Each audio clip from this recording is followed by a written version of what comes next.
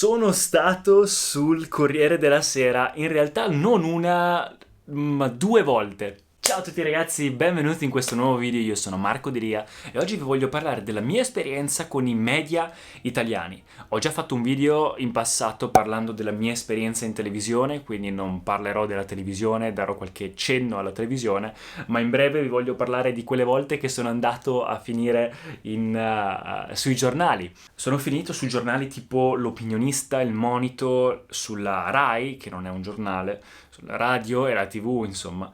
L'Arena, che è diciamo della zona di Verona dove abito più conosciuto, Novella 2000, Nuovo, Noi, tanti in realtà giornali o magazine, alcuni un po' più conosciuti, altri meno conosciuti, tantissimi poco conosciuti, e quindi voglio dare la mia esperienza, perché ci sono andato e come è successo, qual è il consiglio che posso darvi. Allora, innanzitutto vi dico che normalmente l'80% delle volte quando fate qualcosa di grosso, qualcosa che comunque può dare a parlare, come vincere le Olimpiadi, come vincere un premio, come fare un film, come vincere un qualsiasi tipo di riconoscimento, qualcosa che comunque può dar da parlare, quindi una notizia, molto probabilmente verrete contattati da qualcuno per iniziare a fare un tipo di interviste.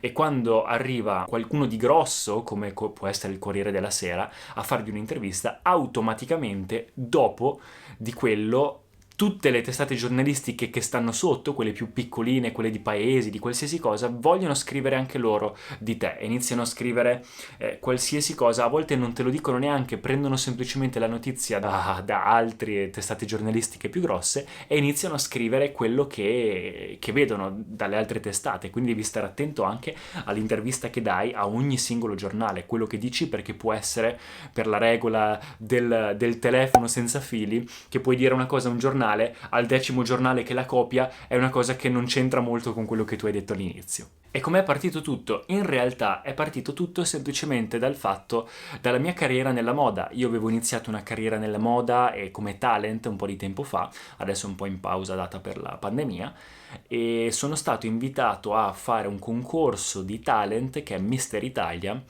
in Veneto. È andato molto bene, dopo aver fatto quel concorso sono andato a Mister Italia Italia, è andato molto bene, ho vinto Mister Cinema che mi ha permesso di fare dei workshop di recitazione, eccetera eccetera, e dopo un po', dato che ero l'unico ragazzo che comunque parlava inglese in modo corretto, avevo il passaporto e tutto, mi hanno chiesto di poter andare a Miami a fare un concorso talent ancora più grosso, Mister Model International. Ed ecco qua infatti il premio che ho ricevuto, ne avrei ricevuti due, anche Best European Model, però sono arrivato secondo, First Runner Up, e diciamo che è stata una bellissima esperienza. Quindi, quando sono tornato, è successo che io avevo un manager che era quello di Mister Italia, era il signore che organizzava tutto di Mister Italia. Diciamo che lui era molto bravo ad avere questo contatto con le testate giornalistiche, era molto bravo nel PR.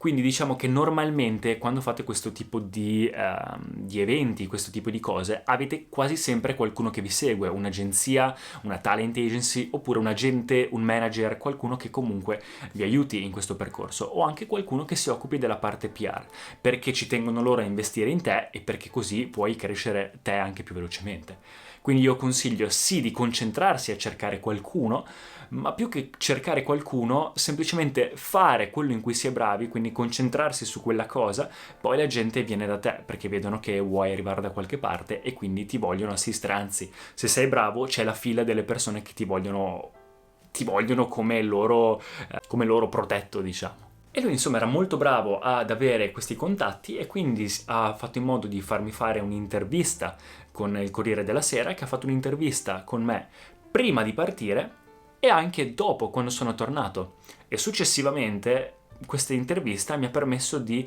avere una chiamata per detto fatto sulla Rai, mi ha fatto crescere molto, è stata un'intervista bellissima e da lì mi ha fatto andare al no scusate, al Telearena e Telenuovo e tante varie piccole TV. Mi hanno chiamato anche alla radio, Radio 105 e varie altre radio, e da lì ovviamente poi è iniziato tutta questa onda come vi ho spiegato prima. Inizi da poco e partono tutte. Qualcuno scrive di te e vogliono scrivere tutti su di te, perché ovviamente diventi la notizia del momento. Allora da lì ho iniziato il mio percorso sui social, ho iniziato a fare sempre più collaborazioni, eccetera, eccetera. Dopo circa un annetto mi avevano chiesto di andare a fare un altro concorso. Ho ricevuto anche un altro premio nel mentre, che era l'Oscar della moda di Torrisi. È stato anche questo che ha dato altre piccole interviste. E dopo mi hanno chiesto di andare a un concorso ancora più grosso, Talent, in cui c'erano ragazzi da tutto il mondo ed era Mr. World nelle Filippine. Quando sono andato lì, diciamo che è stessa cosa, sempre con questo mio manager, interviste prima di partire, interviste dopo, eccetera, eccetera. Come erano andate le interviste? Allora vi dico, le interviste, come vi ho detto, dovete stare molto attenti perché se dite qualcosa di strano, poi è difficile, diciamo, i giornalisti ovviamente tendono a cercare di fare più notizia possibile, quindi se c'è qualsiasi cosa di molto particolare su di te o qualcosa che può fare scandalo, qualcosa che può fare drama, allora ovviamente la enfatizzeranno molto. Sono tante testate che hanno scritto cose su di me che io non ho mai detto o che magari ho detto, ho menzionato, ma su cui non mi ero soffermato per niente. Solo che loro ovviamente tendono, è il loro lavoro, cercare quella cosa che possa dare più visualizzazioni possibili, a volte anche a discapito, secondo me, di un po' la veridicità della notizia. Quindi diciamo che non ho fatto così troppe interviste su tutti i media su cui sono stato, perché, come vi ho detto, sono partito da quelli più grossi, mi hanno intervistato quelli più grossi e tutti gli altri hanno copiato un po' queste notizie e l'hanno resa a loro sulla loro testata senza neanche chiedere.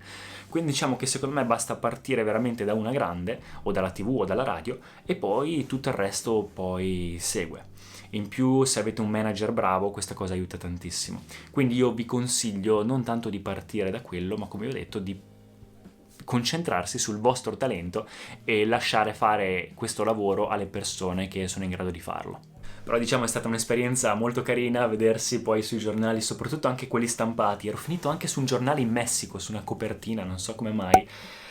E vedersi sui giornali stampati, vedere tuo padre che torna a casa con i giornali o anche i magazine, le riviste su cui ci sono 2 pagine dedicate a te, eccetera, è molto particolare come sensazione. Io non le ho mai lette, non mi è mai piaciuto leggere o guardare le cose che faccio, però è veramente, veramente particolare. È una cosa che almeno una volta nella vita consiglio a tutti e secondo me pian piano c'è una media, avevo letto una volta una statistica che più o meno tutti almeno una volta hanno la chance di finire in televisione. Quindi avete una chance, come direbbe Eminem, per prendere l'occasione nel modo corretto.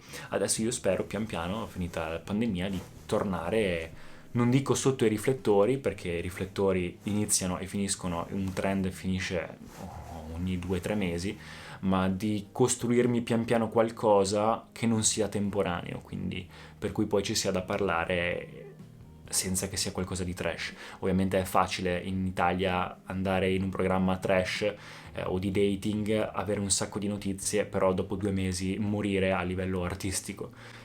Secondo me non ha senso, ti rovini l'immagine e poi sei marchiato a vita, quindi io preferisco pian piano costruirmi qualcosa di diverso e intanto documentare tutto sui social. Ecco qua ragazzi, quindi questa è stata la mia esperienza con le radio, tv eccetera.